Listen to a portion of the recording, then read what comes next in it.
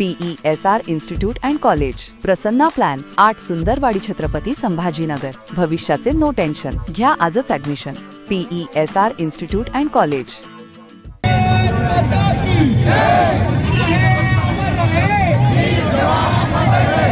26 November 2008 रोजी दहशतवाद्यांनी मुंबईतील जवळपास 10 प्रमुख ठिकाणी एकत्रित हल्ले केले।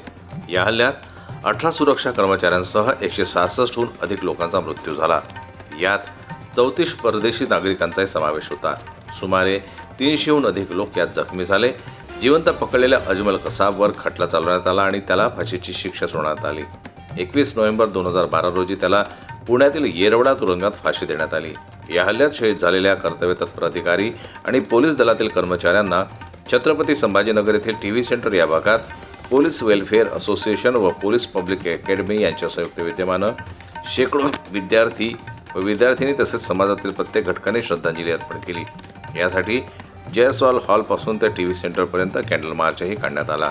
26/11 जो मुंबईवर भ्याड आतंकी हल्ला झाला होता, त्या हल्ल्यामध्ये ज्या आमच्या जवानांनी, ज्या अधिकाऱ्यांनी ज्यांना वीरमरण आलं, अशा अधिकाऱ्यांना श्रद्धांजली अर्पण करण्यासाठीचा हा कार्यक्रम आज आयोजित करण्यात आलेला होता।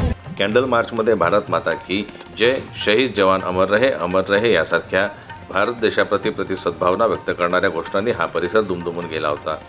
जनमत लाईव्ह न्यूज करता दिलीप वरघट यांची रिपोर्ट, छत्रपती संभाजीनगर। मराठी बातम्यांसाठी जनमत लाईव्हला लाईक करा, सबस्क्राईब करा आणि बेल आयकॉनला दाबायला विसरू नका।